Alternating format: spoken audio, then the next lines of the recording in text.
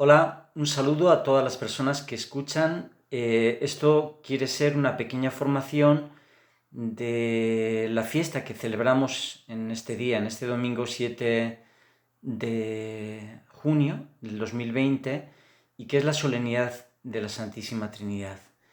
Realmente, pues en muchos sitios la Navidad es como la fiesta más importante. Por ejemplo, en México se celebra prácticamente desde el 12 de diciembre, entre unas cosas y otras, hasta casi febrero. O la Pascua, que en sitios como España, pues hasta los ateos participan en las procesiones. Sin embargo, la fiesta de la Trinidad es muy ignorada, pasa casi como desapercibida en nuestra vida e incluso en nuestras celebraciones.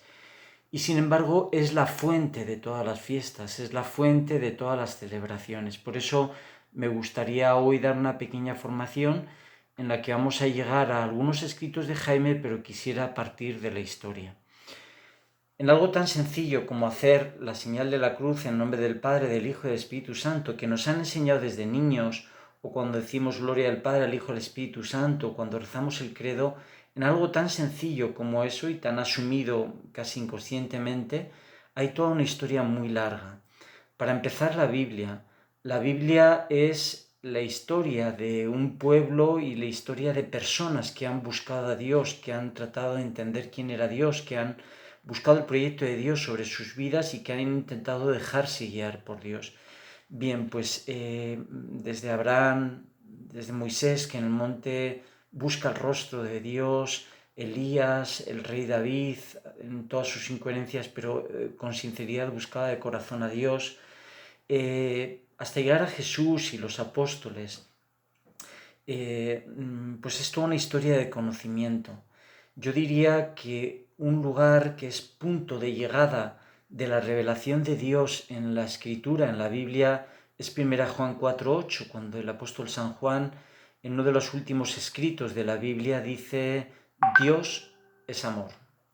Bien, pues en esa expresión Dios es amor está condensado todo ese camino de un pueblo. Y sin embargo, eh, pues resulta muy abstracto. Decir Dios es amor, ¿qué estamos diciendo? O sea, realmente, tras la palabra amor, ¿qué hay? Yo experimento cuando yo estoy enamorado, yo experimento el amor cuando alguien me ama a mí, cuando alguien tiene gestos de amor a mi vida. Pero decir Dios es amor es decir todo y es decir nada. Por eso que es punto de llegada de la Escritura es también el punto de partida de la historia de la Iglesia. Los apóstoles recibieron ese mandato de Jesús: id y haced discípulos a toda la gente. Ese mundo tan bonito que hay detrás, ¿no? Bautizando, es decir, sumergiendo en el amor del Padre, del Hijo y del Espíritu Santo y enseñándoles todo lo que yo os he enseñado. Los apóstoles reciben el Espíritu Santo y empiezan a entender algo, pero no tanto, no tanto. Y de hecho, durante casi 4 siglos hubo un montón de herejías, de personas que intentaban explicar ese misterio de la Trinidad y patinaban todo el tiempo, ¿no? Hasta que en el concilio de Niceno-Constantinopolitano se define en el año 351 pues nuestro credo. Pero antes había habido herejías monarquianas, herejías, el lebionismo, el arrianismo, el semiarrianismo, el macedonismo, un montón de intentos de explicar el misterio de Dios, pero que al final llevaban a equivocaciones muy grandes. Digo un ejemplo muy sencillo. Cuando yo, alguna vez que fui catequista, intentaba explicar con buena voluntad a los niños el misterio de la Trinidad. Y les decía: mira, vamos a ver un frigorífico. ¿Qué hay en esta jarra? Y decían: agua. Ok, es una jarra de agua, que es un líquido. Abría la parte de arriba y veíamos cubitos de hielo. ¿Qué es esto? Hielo. ¿Pero de qué está hecho? De agua. ¿Pero es lo mismo que la jarra? No, ¿o sí? Bueno, poníamos un espejito y veíamos que se empañaba. Y decía: ¿y qué es esto? Vapor de agua. ¿Y qué es? Agua. Pero es vapor. Entonces, ¿es lo mismo que el hielo? No, pero sí, porque es agua. ¿Y es lo mismo que lo que hay en la jarra? No, pero sí, porque es agua. Bueno, pues es un misterio.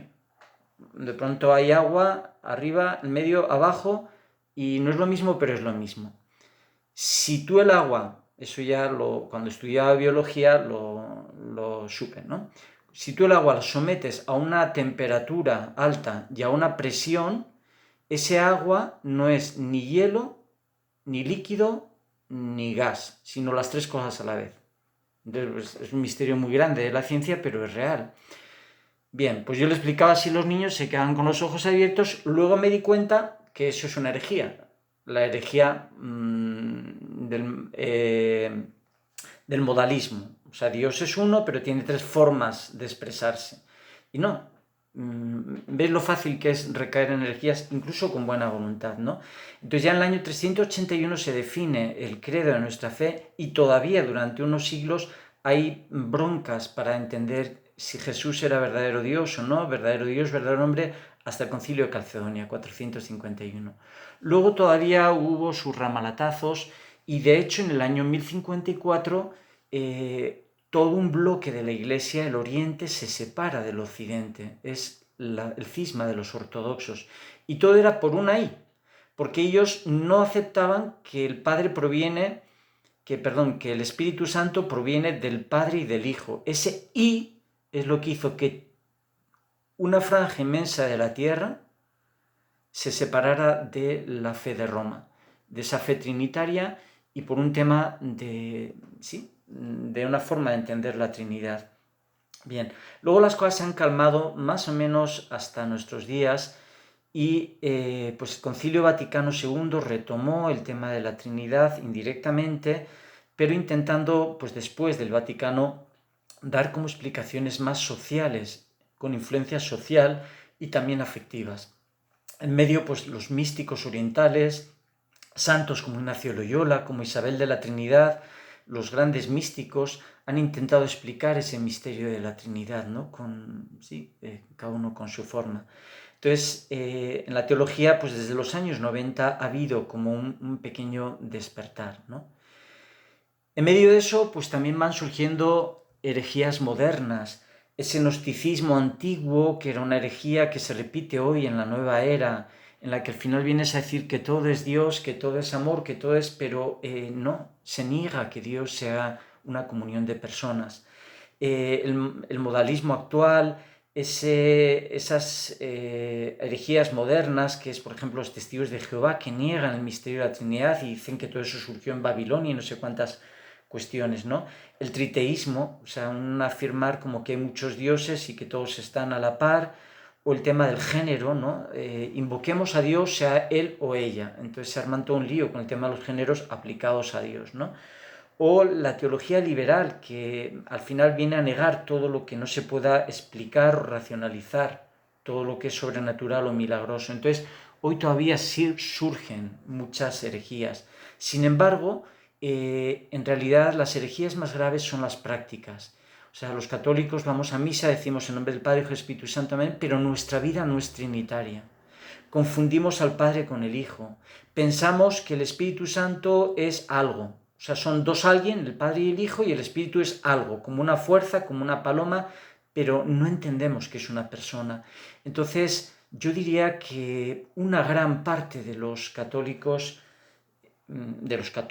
vivimos en la ignorancia de lo que es el misterio de la Trinidad, una ignorancia vivencial.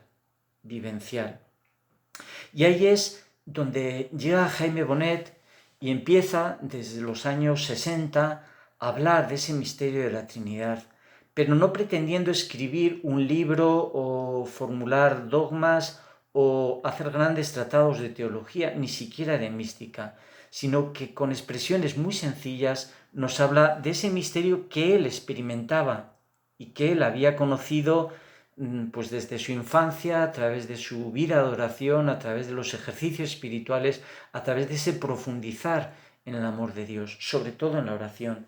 Y son esas expresiones que tan bonitas que algunos documentos del Verbum Dei hablan, ¿no?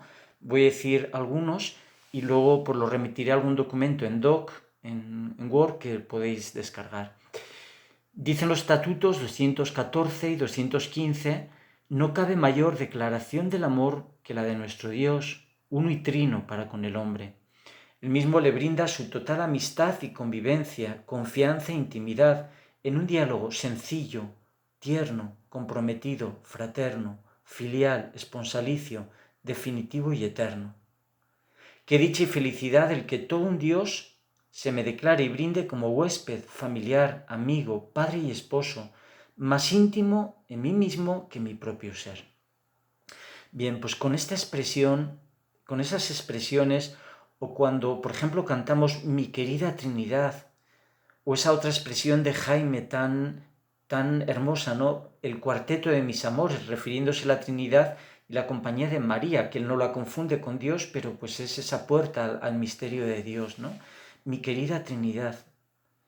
Ahí Jaime está como yendo más allá de, yo diría, de casi que 20 siglos de teología, de concilios, de formulación de dogma, está entrando en esa dimensión afectiva, en esa dimensión en la que Dios es el Dios que convive conmigo. Dios, esa comunión de personas, me puedo relacionar como personas, son alguien, vienen a mi encuentro, me sientan a su mesa.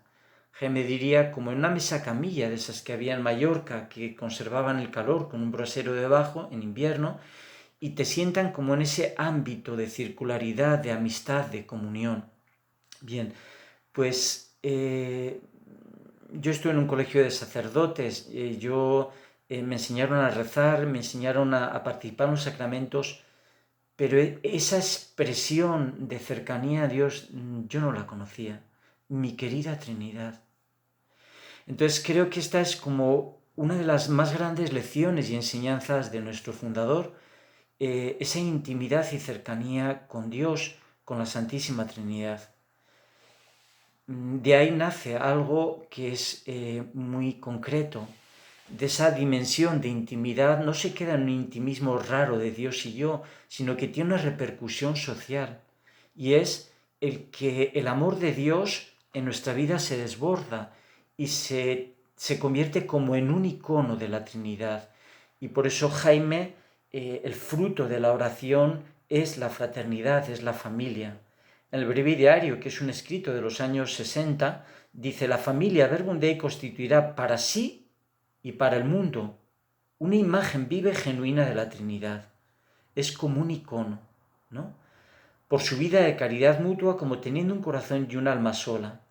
Y el número 70 de las Constituciones dice: intentaremos revelar esta vivencia personal y comunitaria del reino ya presente en nosotros mismos, es decir, esa convivencia inefable con nuestra verdadera y eterna comunidad trinitaria. Y de ahí define lo que es el Verbum Dei. Dice: el mismo nombre Verbum Dei nos evocará constantemente nuestra doble tarea: reproducir y revelar de forma vivencial, personal y comunitariamente el rostro del Dios unitrino, identificándonos lo más posible con el Verbo hecho carne. O sea, ¿qué es el Verbum Dei? Es ese grupo de personas que experimentan esta convivencia trinitaria y quieren reflejarla. Pero no se refleja porque yo dé una charla solamente, no se refleja porque yo tenga un doctorado en teología y escribo 700 páginas sobre el misterio de la Trinidad, sino que se revela comunitariamente. Se revela cuando somos expresión de ese mismo amor con el que se aman las personas de la Santísima Trinidad. Somos verdaderamente predicación cuando nuestra vida expresa esa comunión de gratuidad, esa comunión de compasión, esa comunión de misericordia que es la Trinidad. Bien, desde aquí como algunas cosas concretas. Uno se acerca a orar, empieza a orar estas cosas y uno dice: qué difícil es orar, qué complicado es este misterio de la Trinidad. La teoría es muy bonita, pero la práctica es complicada. La realidad con sus problemas, con los roces, con esos políticos que siempre están tensos y que siempre tensan todos y nos rodean, nos llenan de mentiras, con la pandemia del coronavirus, con el tema de la crisis económica que ya ha llegado por un rato largo, con todas esas tensiones en nuestras relaciones por nuestras heridas afectivas, la realidad con todos esos sentimientos que oscilan y nuestra profunda falta de libertad, con nuestras adicciones, con nuestro estar enganchados a algo tan sencillo como el Internet esa soberbia que lo llena todo, que lo impermeabiliza todo, que nos contamina todo. Uno se pregunta, ¿qué es la realidad? Y Dios como que se sonríe y dice, mira, antes que la tierra existiera, antes que esa pulguita llamada tierra, con todos sus hombres y todas sus realidades, antes que todo existiera, yo ya era. O sea, la Trinidad es la fuente de la realidad. Por eso es muy bonito como descansar en la Trinidad, aunque no sepamos orar muy bien, llegar a la oración, que puede ser en la capilla, que puede ser en nuestra habitación, que puede ser cerrando los ojos, que puede ser en un parque sentándonos y reconociendo que somos morada de la Trinidad y decir, tú eres la fuente de la realidad, tú eres la realidad verdadera, tú eres lo más real que hay en mi vida, aunque no entienda, aunque no conozca, aunque no sepa expresarlo. Aunque no sepas expresarlo, eres lo más real, eres la fuente del ser, eres la fuente del amor, eres la fuente de la fraternidad, eres la fuente de la alegría, eres la fuente de la libertad, eres la fuente de la paz, eres la fuente de todo lo que yo sueño, de todo lo que deseo, de todo lo que necesito. Y por eso el salmista canta una expresión muy bonita, dice, todas mis fuentes están en ti. Qué confesión de fe tan bonita. Señor, no te entiendo, pero todas mis fuentes están en ti. Todas mis fuentes están en ti. Yo sé muy bien esa fuente, dónde está. Aunque a veces la experimente lejos, aunque a veces experimente sequía en mi vida, que no hay agua, pero yo sé dónde está la fuente. Incluso aunque no tenga ganas de beber agua, pero yo sé dónde está la fuente. También hay algo que me asombra, me maravilla, y es cuando se estudia teología se dice que en la cruz se da la máxima revelación del misterio de la Trinidad. Es un misterio muy grande. Y San Juan lo ha reflejado en ese Evangelio de San Juan capítulo 3. Tanto amó Dios al mundo que envió a su Hijo para el que crea no perezca, sino que tenga vida eterna. ¿Y qué es la vida eterna? La comunión con la Trinidad. Esa comunión con la Trinidad vivida entre nosotros. Eso es la vida eterna. Y por tanto, podemos experimentarnos crucificados, podemos experimentar que en nuestra vida hay cruces, que hay líos, que hay problemas, que las relaciones no son perfectas, que somos muy limitados, que incluso tenemos pecado. Pero lo más grande es que incluso aunque nuestra vida esté crucificada, ahí está Dios y ahí está revelando su amor la Santísima Trinidad.